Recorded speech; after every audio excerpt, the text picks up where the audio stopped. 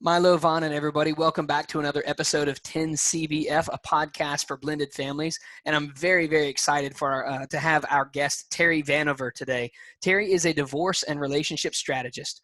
Her dynamic, vibrant, inspirational talks for both men and women motivate and educate audiences. Terry, who is divorced, has overcome abandonment, poverty, and childhood sexual abuse. She uses the trials and her triumphs in her coaching practice, choosing to rise. Terry coaches men and women to overcome their setbacks, create healthy relationships, and find happiness and peace of mind. She is also the co-author of 2 women's empowerment books. Terry, thank you so much for coming on the show today. I'm really looking forward to our conversation. Well, thanks, Joel. We've just been chit-chatting here. We've got so much synergy and so much commonality between us. This is going to be great. I'm so excited. Yeah, I'm glad you are as well. Listeners, I told her right before we started, I wish I'd been recording everything we'd been talking about before we jumped on here, because sometimes you just chat with someone and you realize, okay, this is my kind of people, right? And not just because we have slight Southern drawls, but although that helps. Slight. Yeah. Okay. I consider mine slight because I Yeah. teach in Alabama, so a lot of the ones I hear from students are extra syllables and stuff. That's true. Yeah, a Yeah. little bit. So Terry, we've been chatting, but our audience doesn't know as much about you. Even though I read your interview or your introduction, tell us a little bit more about yourself, your story, your experience, personal or professional or both, and just help the audience to know who you are a little bit more and what you're about. Yeah. So, I grew up, Joel talked about our Southern accents. I was just a poor country girl from Virginia.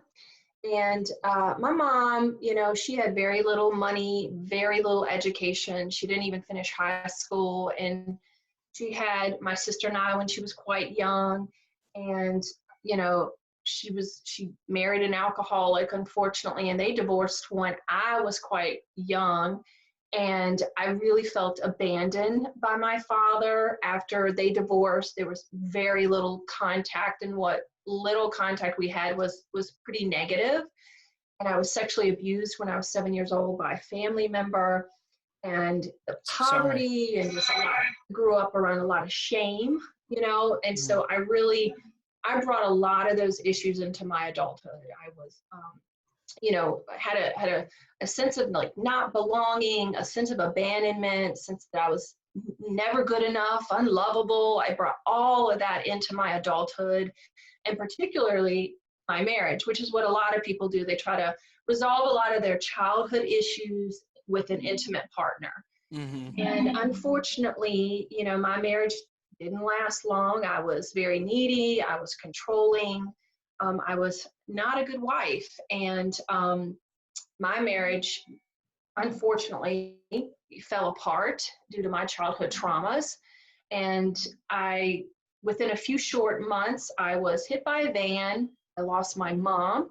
I became homeless. I lost all my financial stability.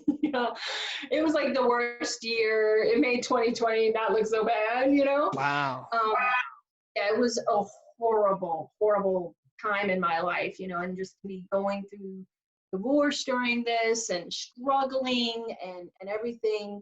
And in those dark times, though, I realized I needed to change. That Mm-hmm. I really needed to deal with some of these unhealed childhood issues that had impacted my marriage and had, impacted my life, and Mm-hmm. had to really do. And I call it, I don't know what your terminology exactly is, but in I call it consciously surrendering, Mm. making the conscious decision that I'm just going to surrender to this loneliness and start understanding why I don't feel lovable. Hmm. And so it was in doing that, sitting in some strange woman's basement, crying myself to sleep, every night, going through divorce. And it was going through that, though, I realized, I could heal this. And I learned the tools, I learned the specific strategies that you need to work on yourself to become the best version of yourself. And, luckily, I have put that past behind me. I've forgiven myself. My ex has forgiven me. We have an amazing co-parenting relationship. He was here Christmas morning morning with our kids and his new wife, who's my best friend, y'all. I'm remarried to a wonderful, get this, Joe, he's a sexy New York Italian. So his accent and my accent, people love to make fun of us. So, I can't imagine why people would do that. I don't know. But it's, you know, and so we've made this really, really great life together. And if you had told me during the darkest hours of my divorce that, you know, I'd be sitting here having Christmas morning, hugging my ex-husband on, you know, and he's coming over for New Year's Eve, or we're celebrating his birthday, and we could put all that behind us, I would not have believed you. Right. But I'm telling you that it is possible, and I believe it works. It starts by working on yourself. You know, right. You have to address your own issues and how you see the world and how you filter your partner, right? Or filter your ex. Know your own triggers. I call them triggers. Those things that, you know, get you angry or get you lonely or get you sad, whatever those things that provoke you emotionally, you have to understand that within you so that you can identify that and heal that, and not necessarily project that onto your ex or project that onto your next partner, because that's really what this is about. If you really want to have a healthy blended family, you've got to look at your own issues and see what issues you might be bringing into the next partnership, the next relationship. Yeah, absolutely. Listeners, I want to mention a couple things that Terry has talked about there and just highlight them and remind you what she said. First, she talked about making a conscious decision to accept her circumstances in order to heal and then move forward. And that's something that we've shared on this show before, is that you can spend a whole lot of time being angry at the world, but until you choose to accept your responsibility and your role in getting where you are, you're not able to move forward. You have to empower yourself by accepting your circumstances. As long as you're blaming other people, you're giving them power over you. And so I love that you said that, Terry. I made a conscious decision to accept where I was. You said to accept the loneliness and figure out why I felt unlovable so that I could heal and so that I could then become a much better version of myself. I love that. And then she mentioned as she moved forward, you need to learn to work on yourself for a variety of reasons. One, because you're going to bring that baggage with you. No matter who you are, no matter what relationship you're in, you're going to bring that baggage. And I mean, think back to middle school and high school. We all had baggage then, and we brought it into our dating relationships. Well, multiply that times a marriage and kids. You're going to bring that baggage with you. And if you have an ex-spouse and kids, that's a lot of baggage. And that baggage, will affect your next relationship.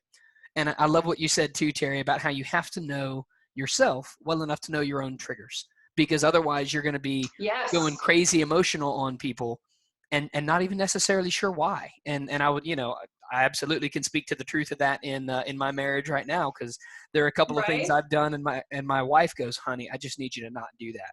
And I didn't think it was a big deal, but I appreciated her letting me know that's a trigger. So yeah, that's good. Terry. I love that you brought it back to, like, it's about when you blame others, you're giving away your power. Yeah. And absolutely. when you allow others to trigger you, again, you're giving away your power. They have control over you. They can manipulate your emotions. They can, thus manipulating your behaviors and your actions. And that's a very disempowering place to be. And when you are aware of your own, triggers, your own needs, your own, desires, your own flaws, you get your power back. Yep. I absolutely agree with everything you said. And unfortunately, I had to learn it the hard way. And some people, we do. So I learned the hard way. But, and another thing I think, so I'm a stepmom, and one of my philosophies in life, and I bet you'll agree with is that life presents you with people and circumstances that will show you where you still need to heal. Ooh, that's very good.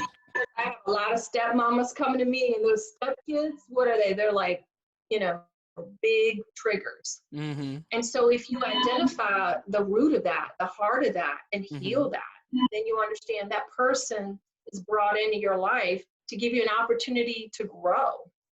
Right. Yeah, I love that. Can you say that again? Life presents you with people and circumstances that that will show you where you still need to heal. Okay. Yeah, that's really, really good. Yeah, and I think you're exactly right about that. And especially, again, within our blended families, even if you didn't know certain things were triggers, your kids will find them for you, or your spouse will find them for you.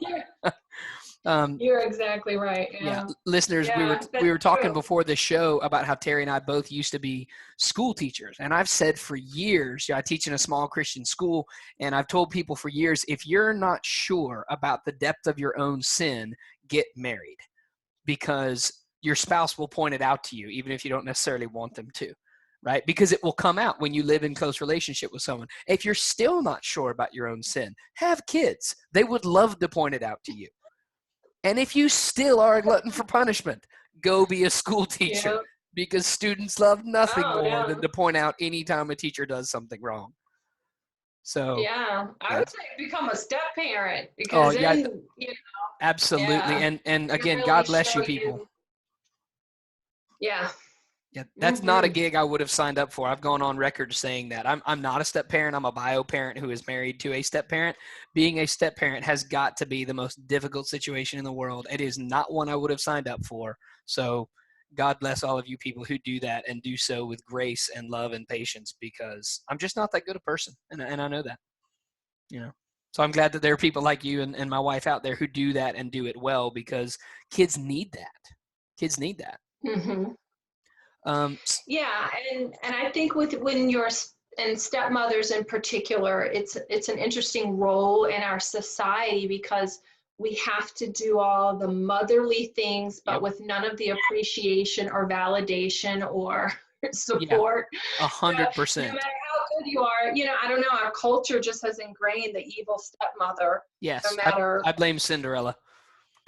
yeah. I mean, it's been it's a long standing cultural Mhm, thing against stepmothers, and yet I call it, we have to step into mhm. that role and become unapologetic, Right. and you have to, again, but it all goes back to you, like, what are my triggers? Because I think the stepkids in particular, because you don't have that bond from Mhm. birth that you do with your own children Right. necessarily, so they definitely know your triggers, and if they're older, they're definitely. Yeah, kids are great about that. Mm-hmm, Kids are great about mm-hmm. that. So speaking of triggers and challenges, what is the biggest blended family challenge that you've faced, and how did you guys overcome or address that? Interesting, because you gave me your 10 commandments, and I loved it, and I love the question that you asked, like, what's the number one commandment? And I was like, Mhm. ooh, that's really hard. I think they're all, no, I really think they're all amazing. I I think, appreciate it. I don't know anybody who can actually keep them well, but we try. well, but I mean, no one's perfect. We're human. Yeah. We're not, we're flawed. We're going to make mistakes, and that's why there's forgiveness and Mhm. grace, right? And that's, Amen. and you mentioned that too in the commandment, like, if grace, you know Mhm. a lot, and you need to give it to yourself, self-compassion and Yeah. compassion for your partner.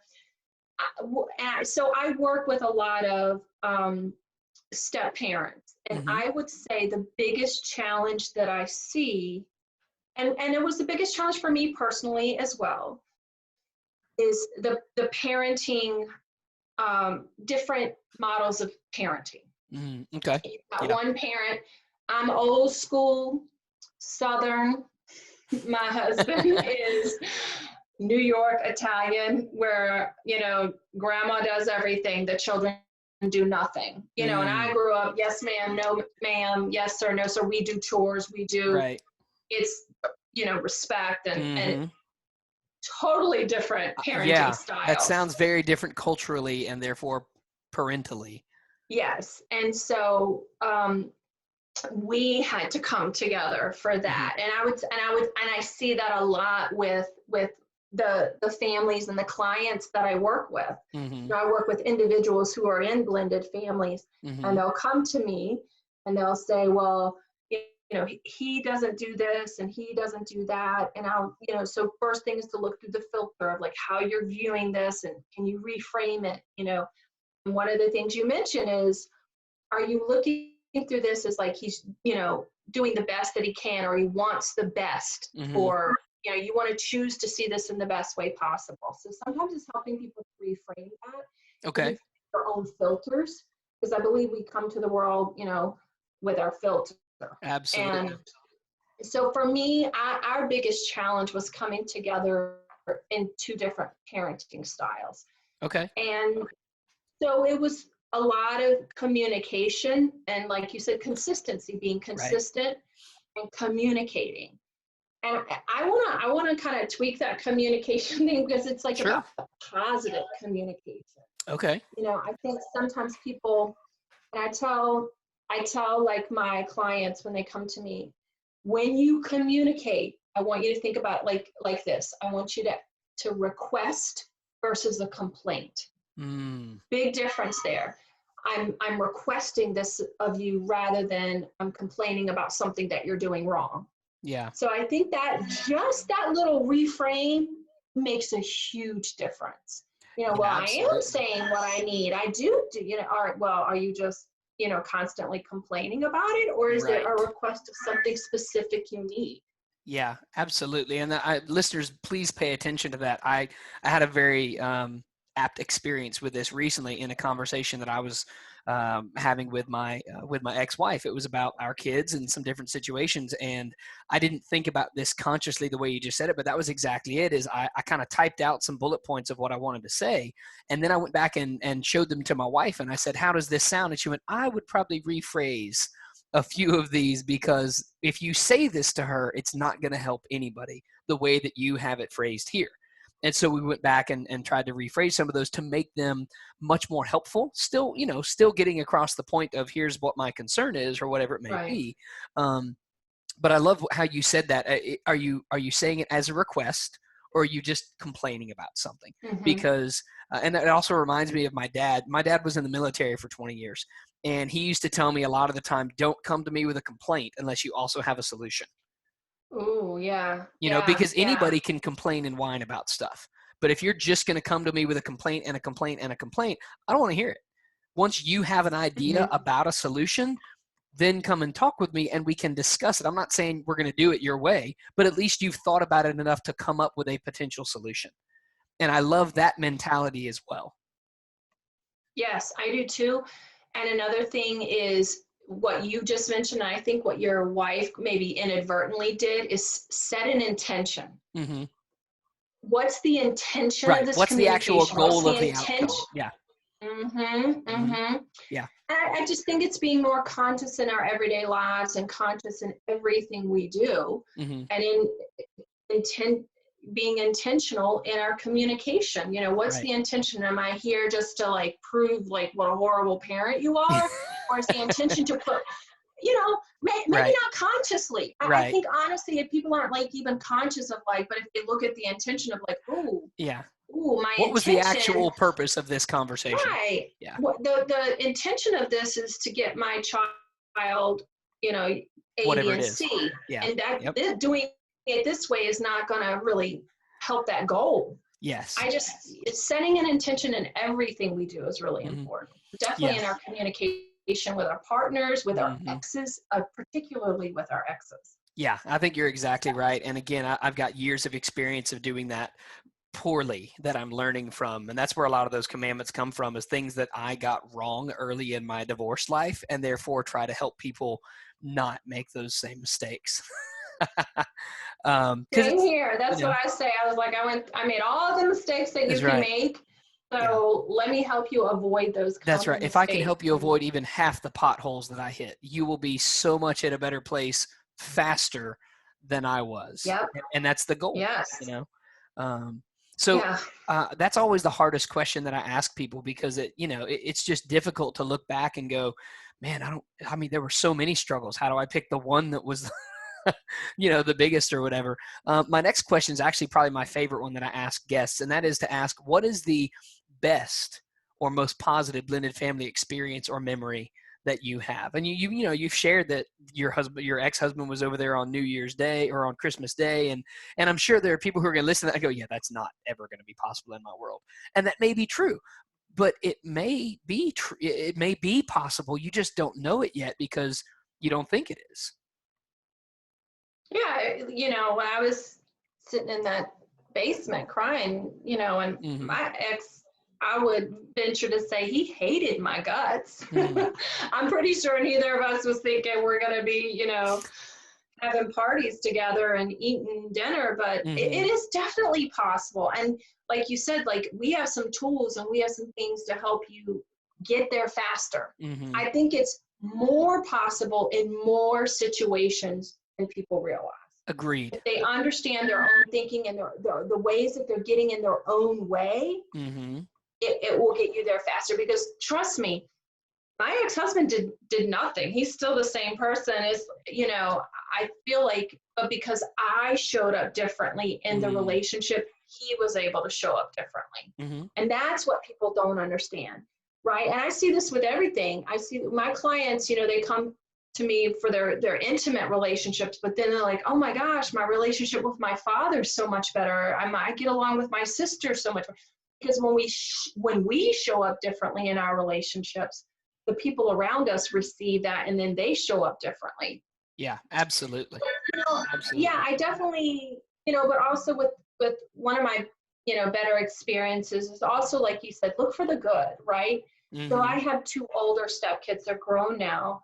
And one of the biggest blessings was how there were a couple, but like they were very open to my kids. And Mm-hmm. I think a lot of step families don't necessarily have that, where they have one Mm. step kids against the other step kids. Yeah. And his children were very like open and Mm.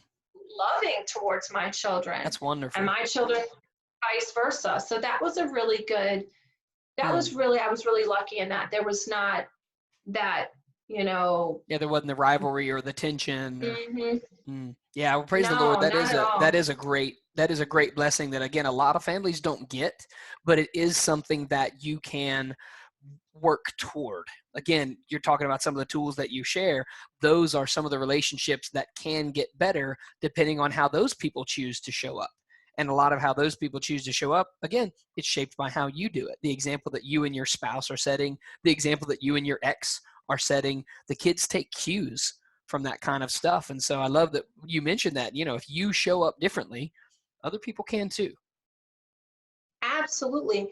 And as a stepmom, I'll admit something personal here. I really struggled with judgment, Mm, because they were so different from mm-hmm, me and my mm-hmm, upbringing. So there was some judgment on my end, and mm-hmm, I had to work through that and let go of that and look at, oh, how are you thinking about this? And, my truth isn't necessarily their truth. And who am I to put that judgment on anyone else? So mm-hmm. I think I think it's really important we look at the stories we're telling ourselves about things and look at Mm-hmm. our own judgments and look at our own, the way we're raised and how it's Mm-hmm. impacting. And not necessarily saying that like I necessarily would change how I raise my children, but maybe how I approach it, Mm-hmm. and how my husband and I approach it together. Yeah. And and how we can support each other. Again, that Yeah. request versus complaint. Right. This is, and how can I support you? I know you're struggling in this area. How can I support you? What do you need? A Right. communication. Yeah, absolutely. And what you mentioned there, it's difficult for a lot of people because it requires a level of humility. It requires a level of self-forgetfulness to say, okay, is it possible that maybe I am at least part of the problem here? Is that even possible? Because again, I've been through divorce too. It's not fun. There's a lot of hurt. And the last thing on earth a lot of people want to do is admit they might be part of the problem toward their ex. And I get that. But until you can admit that, again, you're giving all of the power to them. And it shouldn't be a power struggle. But again, as long as your decisions are shaped by them and your anger toward them or your hurt toward them, you're not going to be able to move forward as successfully as you could. And so you've got to ask yourself, okay, what is it that I have done, am doing, or could do differently that would help improve this situation? Because we can all do better. I love that. I love that. And if you look at, and it's about reframing how you look at the challenges, Mm-hmm. right? I was in that space of judgment and challenge, I was like really holding on to my story, like, oh, I'm right. I know I'm right. but when I looked at this, when I, because we're really lucky in the space that we have all these great tools that we can go to. But when I looked at it through the lens of, this is an opportunity for you to grow and for you to heal. Right. What's beneath this judgment? What's really going on? And it was amazing, like how empowered you become, because then you have control. Okay, now I have control. We don't have control over anybody else, no matter what they do. Like, no matter what we do, we can't control anyone else, but we can control our emotions. We can control our behaviors. We can control how we show up. We can control how we think. Right. I think that's like half the battle. If you start to control your mind and how you look at things and how you think about things, because it was that shift when I was like, this challenge, because it was a very challenging issue in our family. And I was like, this is an opportunity for you to heal something. So keep looking at it as an opportunity, and you just go deeper. Like you said, become humble, surrender. Right. Yeah, absolutely. And I want to revisit the quote you said earlier. Listeners, she said, life presents you with people and circumstances that will show you where you still need to heal. And I think that's such a great way of reframing how we look at those challenges, like you were just talking about. I think that's awesome. And if you look at everything, like you got a boss at work that is challenging, you go inward and you think, oh, what is this teaching me? Where am I, am I still dealing with, this issue of not feeling listened to, or I'm not, whatever that issue or whatever they're triggering in you, you can look at it as an opportunity for growth. And the amazing thing is, once you heal it, that person is no longer an issue or a challenge for you. You love and accept them as they are. They don't have to do a thing, because you've just changed your mindset around it. Yeah, I think that's wonderful. And what you just said, if we could do that toward our ex, that could absolutely change the entire dynamic of that blended family relationship. And I think that's a very, very powerful way of, like I said, reframing how you approach those situations, those relationships, those challenges. Yeah. Yes. Yeah. I love that. Yeah, you're right. Our ex is our biggest challenge, especially because they know your biggest insecurities. Yep. They know your hot button issues. Right. So it probably doesn't even take a lot for that to, become a big ordeal. But if you look at, and that's like a big part of what I do, is like helping people heal their triggers, so that they're like, oh, not even a big deal anymore. That's right. I can see this for what it is, rather than this emotionally charged thing that I've made up in my head. Right. Yeah, absolutely. Absolutely. All right. So the next question is this. You were provided with a copy of the 10 Commandments for Blended Families ahead of time to look through. I appreciate your kind words about them.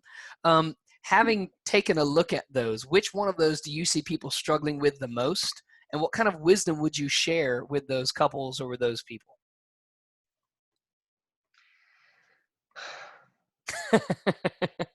Well, I think,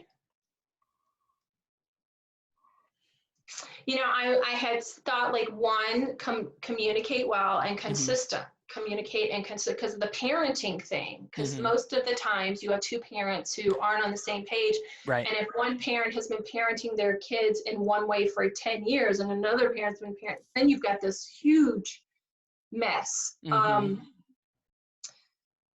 I really, so the parenting thing is a big thing.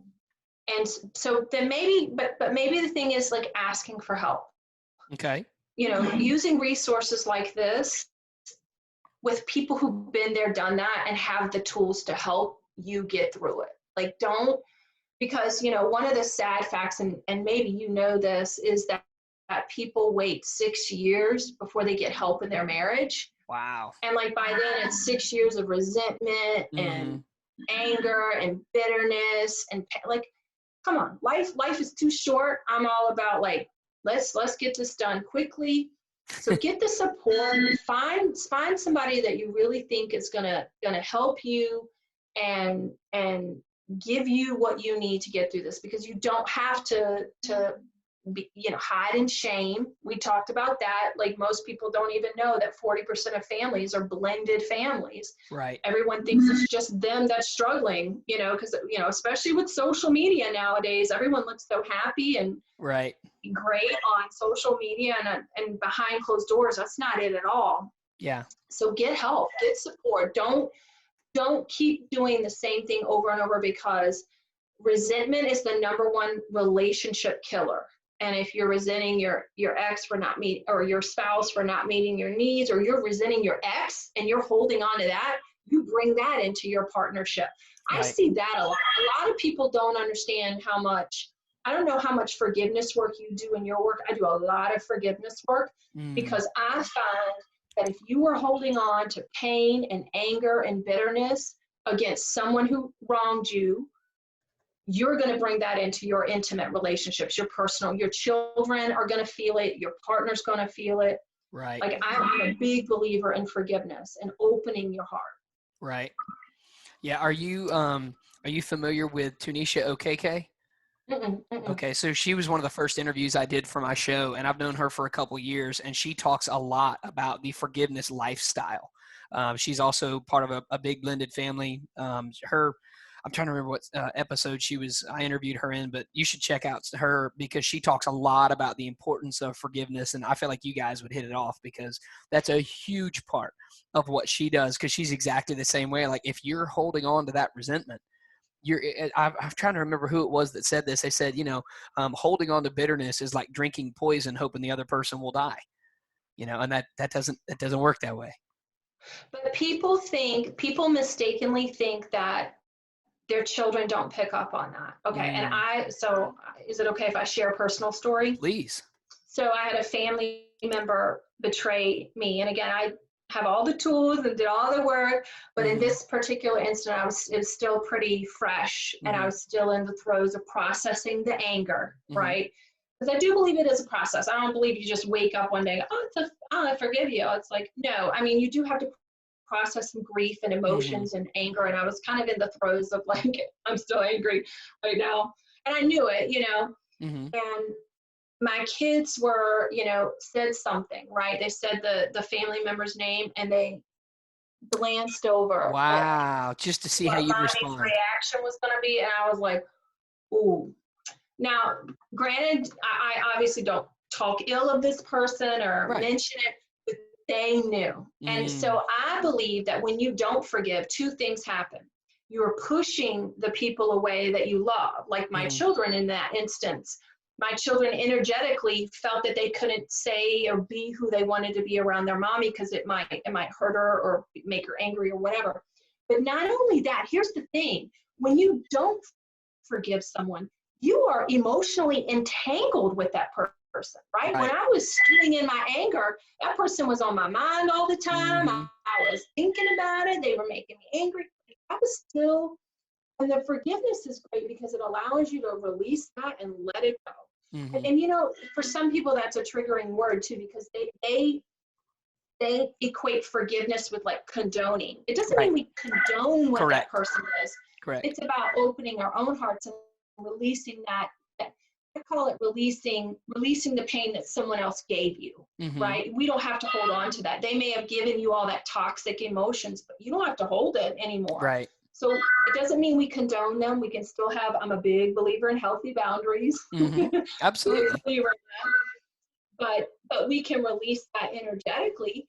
So, that was my, like, aha moment when my kids were like, what? I was like, oh, if that isn't, like, and again, so for those people who think, oh, my kids don't know I hate my ex, they know it, they feel it, they marinate in it, and you are energetically pushing them away. I know. I mean, it's just, I guarantee it. Yeah, absolutely. And it's interesting because that's another place where humility would serve us well, to admit maybe our kids pick up on a lot more than we think, and maybe we don't do as good a job of hiding things as we think, because you're exactly right. Like, again, I've taught for years, and I've been on record of saying that, there's a lot of kids just aren't that bright. but they are bright in terms of what they already know. And what they know is their parents. And they're going to pick up on exactly what you said, their emotional cues. It may be something as slight as a change in tone of voice, a look on your face that you don't know you're making, whatever it may be, you are sending a message that your kids are picking up on. And if Mm-hmm. you're not careful what that message is, they're going to hear it. And the danger is they may internalize it. If you hate your ex, that kid is half them. And the danger is that kid may be picking up on some of that as well, and starting to feel some of that resentment, that anger, that hatred, whatever it may be. Even if it's just like an unconscious decision that they make, like, oh, I can't love Mm-hmm. mommy as much as I That's right. want to, or I I'm can't not love allowed to daddy say as much dad's as. name over here because mom's going to get upset or whatever. Mm-hmm. Yeah. I mean, and again, it's resentment is one of those relationship killers, and so it's really important that you deal with that. And even if you've been in circumstances with betrayal, because Mm-hmm. I deal with a lot of people who've encountered betrayal, and that is some deep stuff to work through. I'm not Absolutely. saying it's easy. Right. I know it. I know it's not, but I'll tell you, on the other side of pain is peace. And on the Mm-hmm. other side of that fear is freedom. So if you can just, get through that betrayal trauma and work through that and forgive, doesn't mean you have to forget, right? It's not forgive Right. and forget. But if you can forgive and allow your heart to open up, you will receive more love and you'll give more love. I love that. I want to say that again. Listeners, on the other side of pain is peace, and on the other side of fear is freedom. I'm writing that down, and I will totally be ripping that off in future presentations, and I will give you a footnote credit at some point for that. Oh, well, that is what I learned about the loneliness, because I was lonely in my marriage and when I was going through that divorce and I was sitting in that basement crying, and I was like, because I wanted to go and go date and, Mm-hmm. make myself feel better real fast. And I was like, oh, girl, you got to sit with this. Right. And again, and that's what I tell my clients, when they come to me, like, we're going to work through this pain. And on the other side of that pain is peace. Yeah. Because so many of us, especially nowadays, Joel, I actually think it's harder for people to work through their issues because there's so many distractions. We live in a world where, Right. social media is at your fingertips. You don't have to deal with that, issue. Right. You can really distract yourself. And so if you can just surrender to the pain Mm-hmm. and work through it, on the other side of that is a peace of mind, right? Mm-hmm. Yeah, absolutely. And I love that. And listeners, again, I hope that you are taking notes like I am, because there's a lot of excellent stuff that Terry shared with us. The next thing I want to look at, Terry, is to ask the question, what is, and I think you've already mentioned some of these, but what are some of the best pieces of wisdom or advice or tips or strategies that you've come across for blended families? You've talked about communicating well and making sure that you do so in a positive way. I love the tip you shared about rephrasing a complaint or a command into a request. I think that's Yeah. really, really powerful. That's one that, That's again, something that I've used on myself, Joel. oh, I'm one of those strong women. Like I said, I'm old school Southern, but I have no idea what you're talking about. You get more flies with honey than vinegar, right? I have So, heard that. Yeah. um, work on yourself. Like, Mm-hmm. look at yourself. I think that is really the theme of today's show, is like, start with yourself, right? Mm-hmm. When your partner's not doing what you want them to do, quote unquote, when your ex is not doing what you want them to do, quote unquote, like, look at yourself. Like, how might you see this differently? Or how might you be seeing this in a way that's negative? Or how might you be, oftentimes we have a filter. I believe we filter our world in a certain way, and we see people the way we want to see them. And if we remove that filter, and you kind of address that in the 10 Commandments about seeing the best in your ex and give graciously and express gratitude, use discretion. All of those are great, words of advice. Definitely, but start with yourself. Mm-hmm. Start with yourself. Yeah. Yeah, absolutely.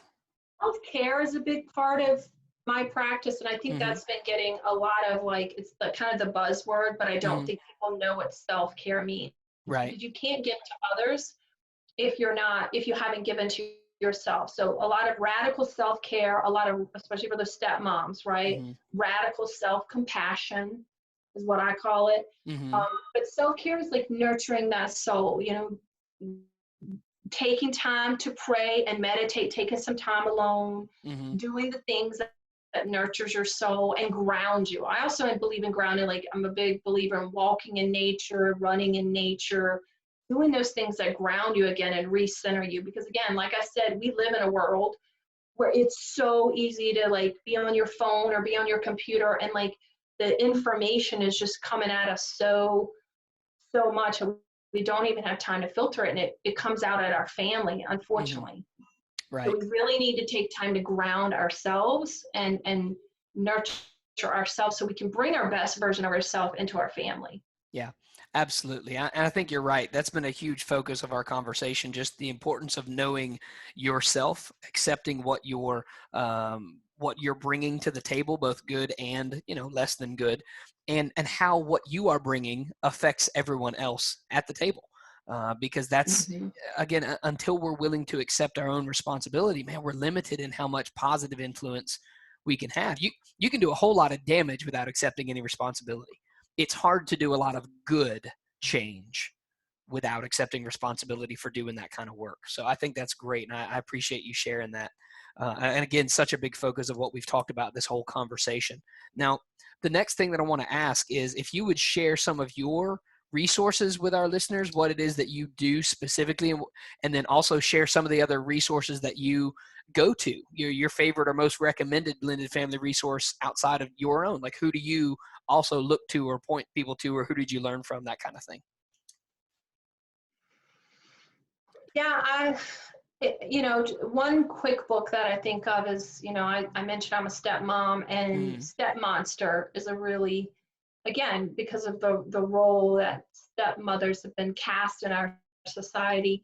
Um, I think that's a really good one. And the fact that she's like a therapist and mm-hmm. struggled, and I'm like this like relationship coach and know what a struggle it is. So it's for the everyday person Mm-hmm. to know, hey, even the best among us know what a challenge that this role is. Right. So Stepmonster's a good one. Okay. I have a lot of resources on my website. Mm-hmm. Choosingtorise.com. Mm-hmm. I talk about, my challenge as a stepmom in my, book that I wrote for women. Now it is for women, but um, so if you want some tips and strategies for kind of how to navigate, and also some other women, co-wrote it with me. So there's a lot of great stories in there for women who are going through that. So Okay. again, you can find that at choosingtorise.com. Everyone remembers it because I've got that long I.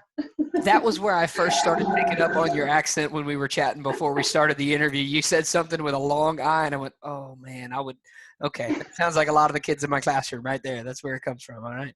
That's right, I know. And the funny thing is, because my business is that name, the people around here will say the business like that, because I'm in Uh-huh. Chicago. And so Right. it's like, it's a joke, but I'm like, hey, this is like part of my branding That's now. right. It's brilliant How marketing. you Well remember done. me? Go ahead. That's exactly right. Yeah. Yeah. Yeah, that's very, very good. Okay, good. So, listeners, we will put those resources into the show notes, the book Step Monster, and obviously we'll have links to your website and stuff as well. Terry, what is the best way for people to get in touch with you? Is it through your website, social media? What are those kind of places where people could connect with you after this interview? Oh yeah, definitely. I'm all over Facebook. Mm-hmm.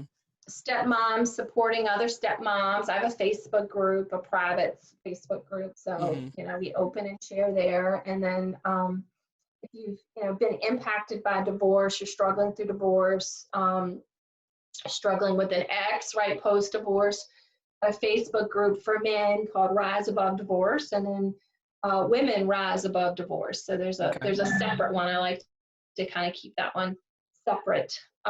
Each each gender can kind of vent their own issues. It's very interesting. Are you saying that men and women have different issues when they go through divorce?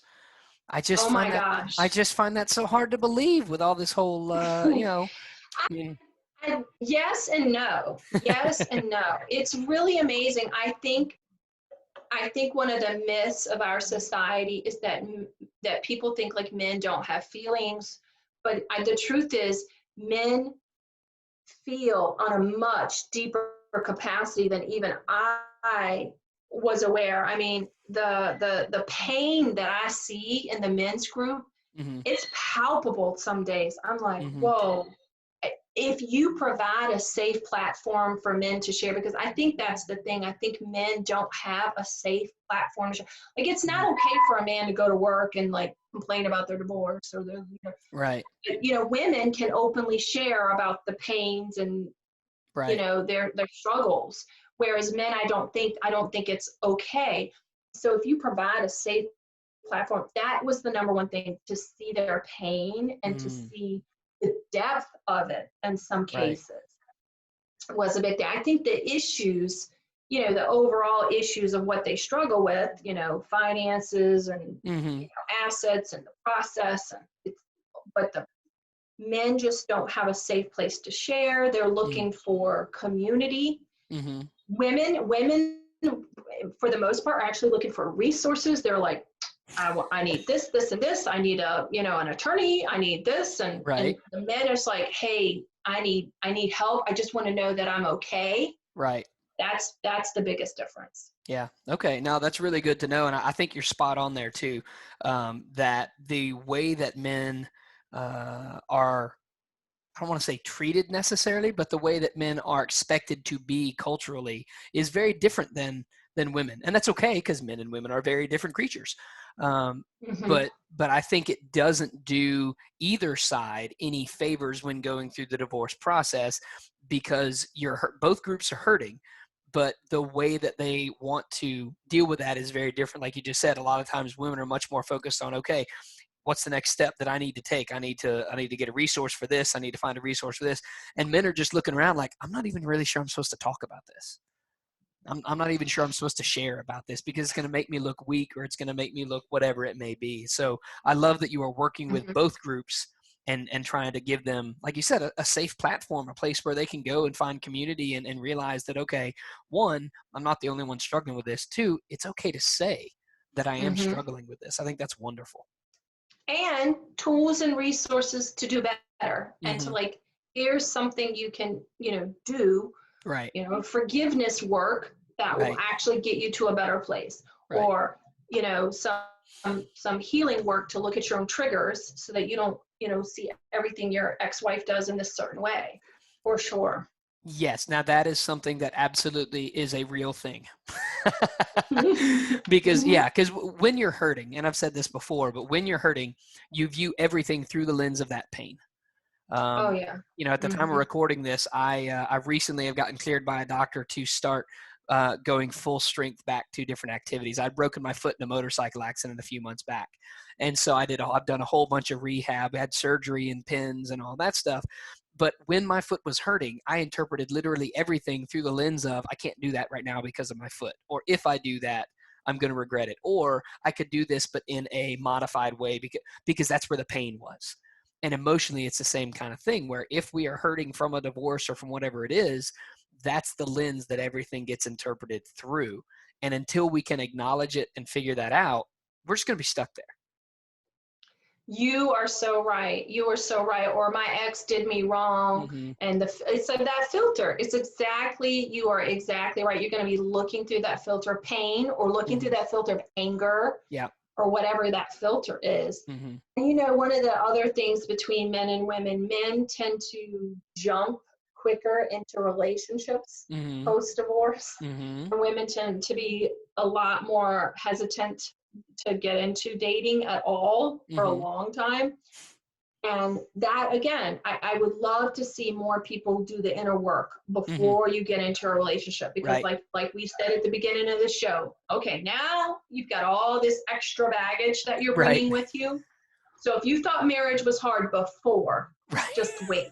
Right. What makes you Just think this wait. one's going to be easier when you're bringing the baggage from, you know what? It's fine. It's fine. Hmm. Yeah. But all people just want to be loved and Yep. accepted And so they just want that belonging, especially when you feel abandoned and rejected. So Mm-hmm. you want someone to make you Yeah. feel better, Right. but you Absolutely. have to do that on your own. And Right. that's what I learned when I was like sitting in that basement, like, Mm-hmm. because I wanted to, trust me, I was wanting to go out. I want to go find someone to make me feel better about Mm-hmm. myself. But it was probably the best decision that I made, was to resist that, Mm-hmm. because I saw that as that loneliness was a common thing inside of me. Mm-hmm. And that's my thing, is the loneliness, just Mm-hmm. feeling abandoned by an alcoholic father left me with Mm. abandonment issues. And Right. so it shows up as loneliness and shame and judgment. So Right. I have to just continually remind myself, Yeah. you are lovable, you are worthy, you don't need external. And that's another thing I say, Joel, you can't solve internal problems with external solutions. That's really good too. So many people, right? They want to feel loved, they want to belong, so they go get in a relationship and they just repeat their relationship patterns Right. instead of learning to love themselves and give themselves the acceptance that they're seeking from other people, validation. Right. I particularly work with what I call the nice guys. Mm-hmm. Now, the nice guy is a really good guy, but he doesn't have good, healthy boundaries. And he Mm-hmm. looks particularly to women to validate himself and give him that love and that validation and that acceptance that he Mm-hmm. didn't get from his dad, that he didn't get from his mom. Mm-hmm. So he's unconsciously doing that. So I call this the nice guy. And Mm-hmm. I like to show my clients how to go from being a nice guy to a good guy. A good Mm. guy is all the same qualities as a nice guy, but has really good, clear, distinct boundaries Mm. and healthy, intimate relationships. Mm-hmm. Yeah, that sounds really that sounds like something that a lot of people probably need to hear and need to understand better, because what's wrong with being a nice guy? Well, it depends on how you define that. And kind of like you mentioned earlier, Yeah, it's, again, as a teacher, especially a history guy, I'm real big on the way that we define problems shapes how we try to solve them. And so, like you mentioned earlier, a lot mm-hmm. of people hear forgiveness as condoning. And so, like, well, of course I'm not going to forgive it. Well, no, that's not what forgiveness is. And once you understand it better, Right. now you see how it's a positive and a powerful thing. And same thing with what you just said there. If you define nice guy in one way, well, there's nothing wrong with that.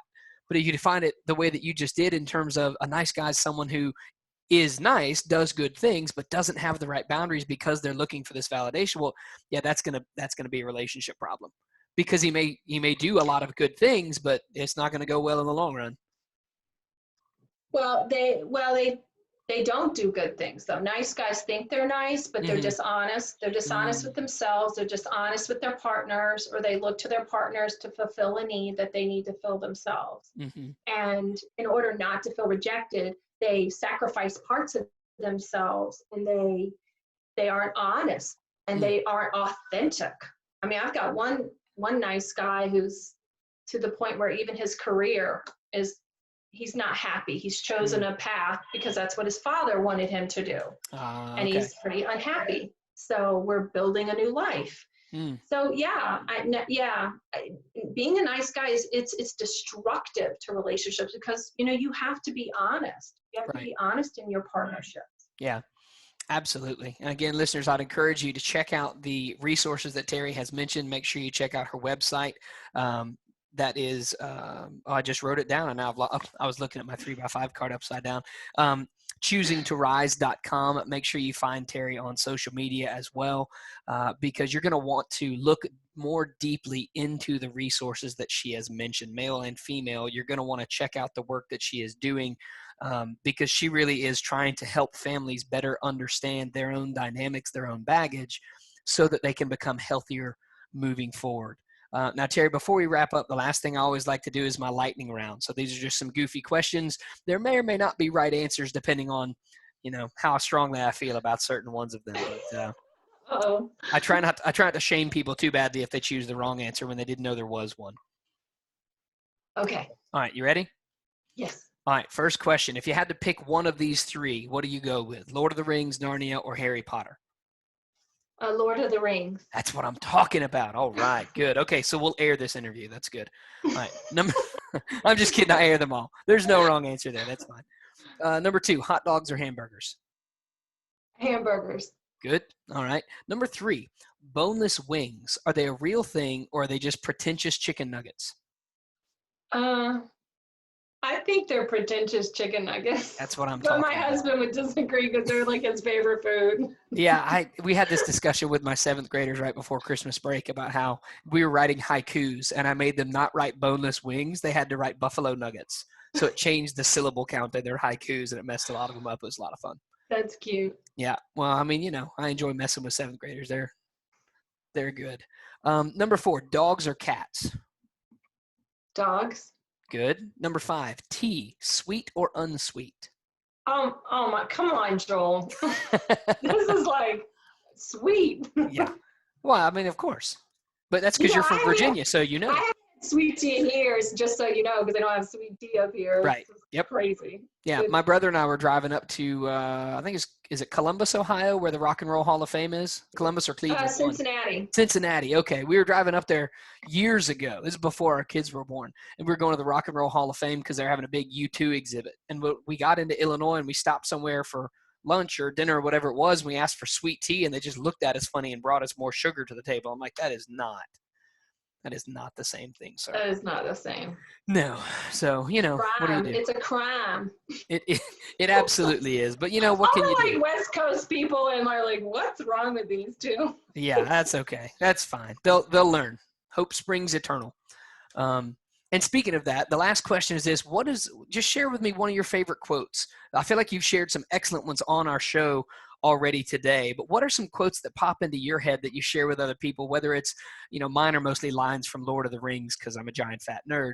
But, it could be a song lyric, a line from a hymn that you learned growing up, a Bible verse, a line from a favorite book, movie line, whatever it may be. But what are some quotes that pop into your head at various times?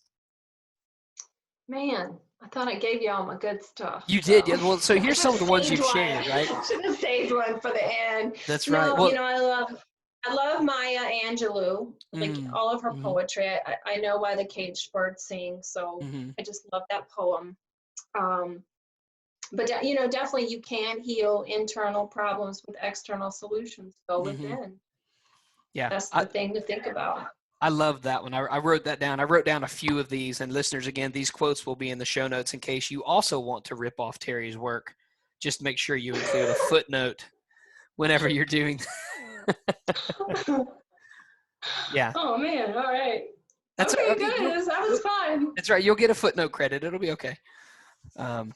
So yeah, listeners. Here's one for you. Have you ever had Chicago deep dish? I have not. I have not. Is that something I need to correct? Is that a personal flaw? You should definitely try it. Yeah, okay. You should definitely try it. It's a lot. Okay. I think the closest I've had, we've got a place here in Anniston that's actually really good. It's called Mata's, and they do Greek pizza. And it's like 1.5 inches thick.